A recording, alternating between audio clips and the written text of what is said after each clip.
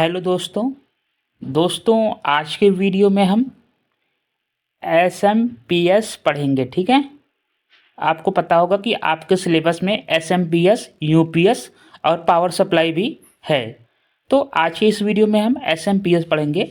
दोस्तों काफ़ी छोटा टॉपिक है और इस वीडियो में हम केवल वही बात करेंगे जो इम्पॉर्टेंट है। इसमें सर्किट डायग्राम वगैरह हम नहीं समझेंगे, केवल पॉइंट टू पॉइंट जो कि आपके एग्ज़ाम के पॉइंट ऑफ व्यू से इम्पॉर्टेंट है, केवल उसी पे हम डिस्कस करेंगे। ठीक है, ताकि आपका समय भी ज़्यादा ना लगे और आपको जो इम्पॉर्टेंट है वो मिल भी जाए। ठीक, तो आइए शुरू करते हैं।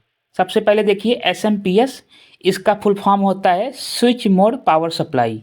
ठीक है, ये डायरेक्ट पूछा जा सकता है कि एसएमपीएस का फुल फॉर्म क्या है, तो आपको बताना है कि एसएमपीएस का फुल फॉर्म वहाँ पे ऑप्शन में स्विच मोड पावर सप्लाई आपको ढूंढ के वहाँ पे टिक कर देना है। तो एसएमपीएस का full form switch mode power supply.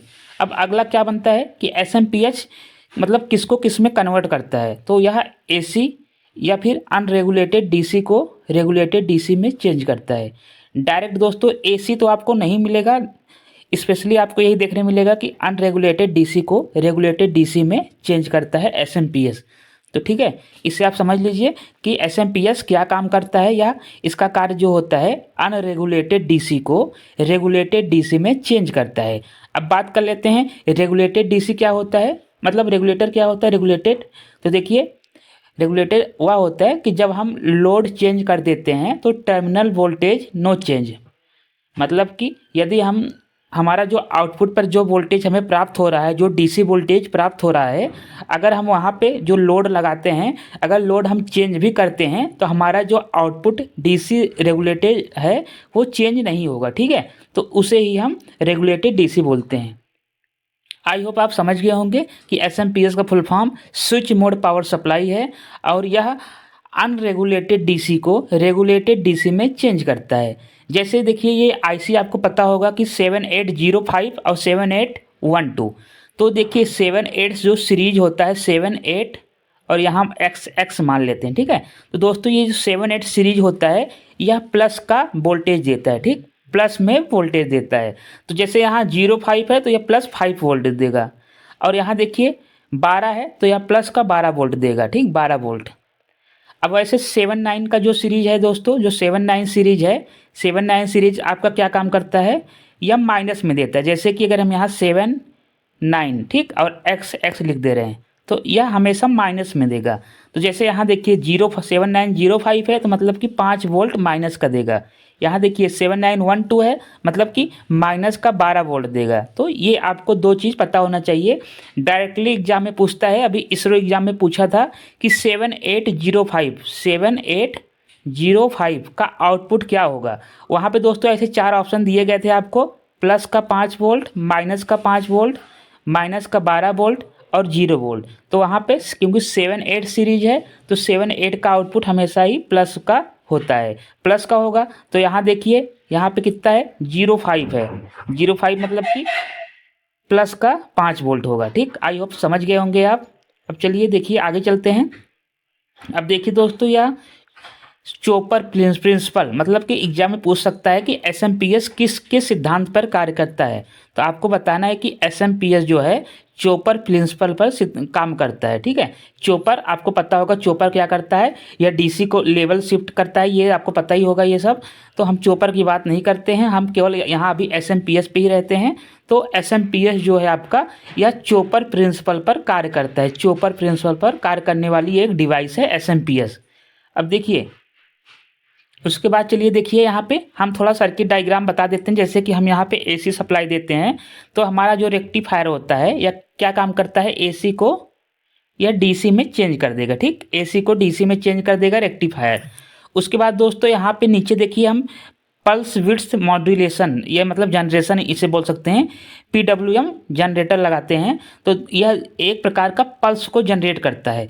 जब अगर पल्स हमारा ये ट्रांजिस्टर है, ठीक, अगर ट्रांजिस्टर पर हमारा पल्स पॉजिटिव जाएगा, ट्रांजिस्टर हमारा ऑन हो जाएगा। तो जब ऑन हो जाएगा तो इधर का हमारा जो एसी है डीसी में जो कन्वर्ट हुआ है वह फिल्टर पहुंच जाएगा और फिल्टर उसे रेगुलेट करके एक लेवल में ला देगा, मतलब कि रेगुलेटेड कर देगा। ठीक, एक समान लेवल पे कर देगा।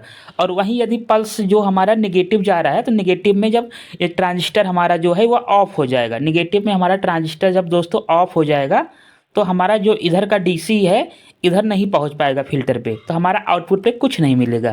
तो यही होता है, एक इसका सिंपल सा हम डायग्राम बना के आपको समझा दिए हैं कैसे काम करता है। ठीक है, अब सबसे इम्पॉर्टेंट जो SMPS है, SMPS आप भी ऐसे दोस्तों नोट्स बना के पॉइंट बाई पॉइंट लिख लीजिएगा, ताकि जब एग्जाम के दिन 17 तारीख को या 16 तारीख को एक बार आप आसानी से रिवीजन कर सकें। SMPS जो है इसकी इफ़िशियंसी बात करें, इसकी इफ़िशियंसी हाई होती है। ठीक है, हाई कितना होता है अभी इसको आगे जिक्र करके हम बता देंगे। अभी आप यही जानिए कि SMPS की जो इफ़िशियंसी होती है हाई होती है। ठीक, आई होप समझ रहे होंगे आप। अब देखिए नीचे चलते हैं। देखिए PWM जो जनरेटर है द्वारा जनरेट वैल्यू हाई होगा तो ट्रांजिस्टर जो है का फॉरवर्ड बायस होगा और अनरेगुलेटेड डीसी रेगुलेटेड डीसी में चेंज हो जाएगा। वही जो अभी हमने बताया अभी आपको, वही सब इसमें लिखा गया है। अगर पल्स विड्थ मॉड्यूलेशन जो जनरेटर है अगर वह हाई वैल्यू का आउटपुट देगा तो हमारा ट्रांजिस्टर जो है ऑन होके फॉरवर्ड बायस हो जाएगा, और जब फॉरवर्ड बायस हो जाएगा उस कंडीशन में अनरेगुलेटेड डीसी जो है फिल्टर के माध्यम से रेगुलेटेड होकर हमें आउटपुट पर प्राप्त हो जाएगा। ठीक, आई होप समझ रहे होंगे।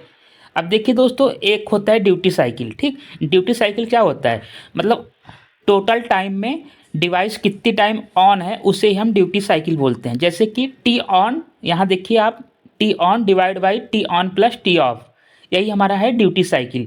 मतलब कि अगर टोटल टाइम मान लीजिए 10 मिनट है, अगर 10 मिनट में हमारा जो डिवाइस है अगर 2 मिनट ऑन है तो 2/10 हो जाएगा। ठीक, यही होता है टोटल टाइम में डिवाइस कितनी टाइम ऑन है उसे हम ड्यूटी साइकिल बोलते हैं।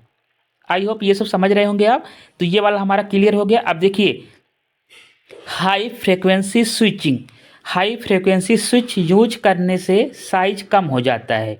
अब आपको ये पता होना चाहिए कि SMPS में हाई फ्रिक्वेंसी का स्विच यूज करते हैं।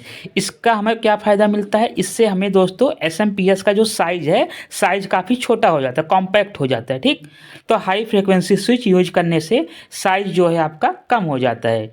अब चलिए देखिए आगे क्या है।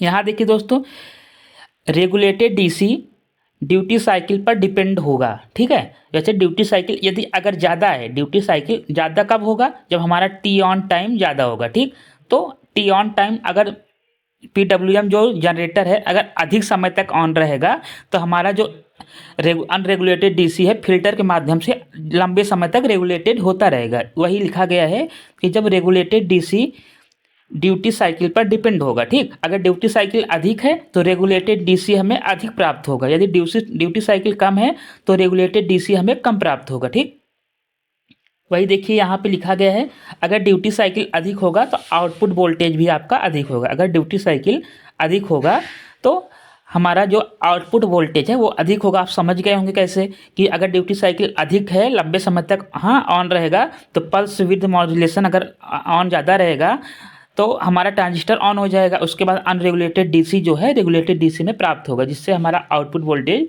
बढ़ा रहेगा। ठीक, अब अगला है पल्स विड्थ पर डिपेंड करता है आउटपुट। आउटपुट जो है हमारा PW पे डिपेंड करता है, पल्स विड्थ पर डिपेंड करता है। आई होप ये सब समझ गए होंगे आप।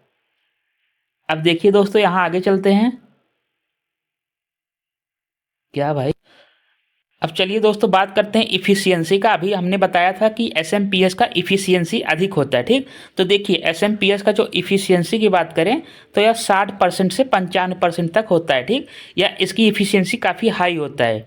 अब अगला देखिए दोस्तों, अगला क्या है, SMPS का आउटपुट सप्लाई वोल्टेज से कम या ज़्यादा हो सकता है। ये इंपॉर्टेंट है दोस्तों, इससे पता होगा आपको, कि पता होना चाहिए कि SMPS का जो आउटपुट होता है सप्लाई वोल्टेज से कम व ज़्यादा हो सकता है। ठीक, SMPS का आउटपुट सप्लाई वोल्टेज से कम व ज़्यादा हो सकता है।